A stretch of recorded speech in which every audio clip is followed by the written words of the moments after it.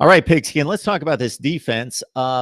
I think you're probably happy to move along those scrubs you had along the defensive line, get them finally out of the program and off to the Right. NFL if they could possibly maybe make a roster or a practice squad there. But my goodness, uh, that would rate as one of the great, not just defensive lines in the history of college football, but one of the great units in college football. It still sticks with me in looking at a Sports Illustrated rundown of what they consider to be the top 100 players in college football last year going into the season. And again, I'm not latched onto Sports Illustrated being the end-all be-all in regards to rankings and ratings, but this was pretty much consensus where they had, I believe, three of those guys rated in the top 11 players. So you're not just talking about having three players on your team in the top 11 in the country, but three at the same position. And then Austin Bryant was like at 17 or 22 or somewhere like that.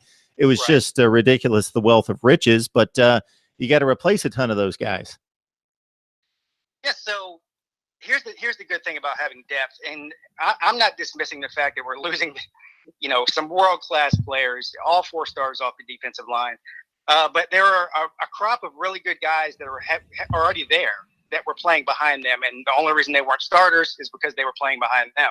So I think that what you're going to see is you're not going to see huge drop-off as far as talent goes on the defensive line. You will see a definite drop-off in depth. So that could, depending, God forbid there's some sort of injury during the year to one of these key players. I still think that our depth is good, but not near as good as it was last year. I mean, we were just rotating guys like nobody's business last year, and you saw a lot of the younger guys, which was good, got a lot of playing time last year. But the names to look for this year on the defensive line, KJ Henry, he was redshirted, 5-star player who would have started for anybody in the country except for the depth that we had. Xavier Thomas, I believe, is going to be a household name. This guy is a freak of an athlete. Anybody who doesn't know who this guy is, you'll know who he is very soon. And just go look at the plays he did play last year. He has size, speed. He's going to be a top NFL prospect when he comes out. So he'll be a true sophomore. And, of course, I think we still have Niles Pinckney in there, to clog up the middle. Big guy. And he's got a lot of experience. So I'm not too worried about the overall talent. And I think with our schedule this year, and I know a lot of people love to point out Clemson's schedule, and that's fine, that we shouldn't have a problem outside of 1 or 2 games with these guys getting a lot of pressure and getting a lot of experience. So by the time we get to the ACC championship or into the playoffs, hopefully that, there'll be a lot more experience. Got Pigskin Pete on the line talking some Clemson football at Mark Rogers TV, the voice of college football, where our aim is to provide the best in discussion, debate, and analysis on the game we love, college football, each and every day, even here in March. So let's look at the rest of the personnel on defense. Trey Lamar moves on. He declared early. If there was any kind of concern, Pigskin, as you well know, going into the college football playoffs, it was okay if a quarterback like an Ian Book or a Tua especially gets the time to throw. Are they going to be able to pick apart this defense? It didn't happen aside from some shots in the first quarter against Alabama. But the secondary, your thoughts about maybe what was, again, the standard being extremely high, maybe a weak link on the team last year.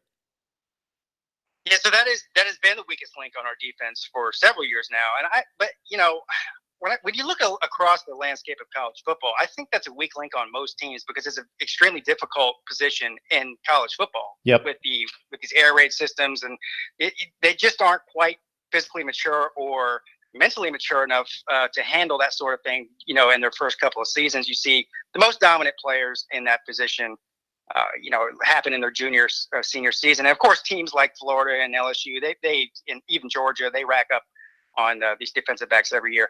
So we, like you mentioned, we lose Trey Lamar at linebacker. We lose Trayvon Mullen, who was probably our best cornerback last year. I do think that we recruited very well in 2019, but again, those guys are going to be freshmen. I think you're going to see some moving around of players that may shock some people. So Darian Kendrick, who was a true freshman receiver for us last year, and he actually was a high school quarterback. So this guy's gone from quarterback to receiver, and there's talk that he may be playing full-time or at least a lot of the time at cornerback. this year. So he's been doing that at camp this year so far, and they're saying he's looking really good. On top of that, we have Isaiah Simmons decided to come back. Thank God. He's one of our better cornerbacks. And then Tanner Muse at safety is a big unknown. Tanner Muse is a veteran player. This guy, he has a very unique skill set. So he's a great tackler. They move him to linebacker a lot. He's almost doubled in size, not literally, but the guy has put on so much muscle and weight since he's been at Clemson that he's almost too big to be a safety now. He's more like the size of a linebacker, but he's not familiar with that position. Whenever they do put up linebacker, he does struggle a little bit. So he's the unknown. I don't know if they're going to move him or not. That's going to be something that's interesting to see.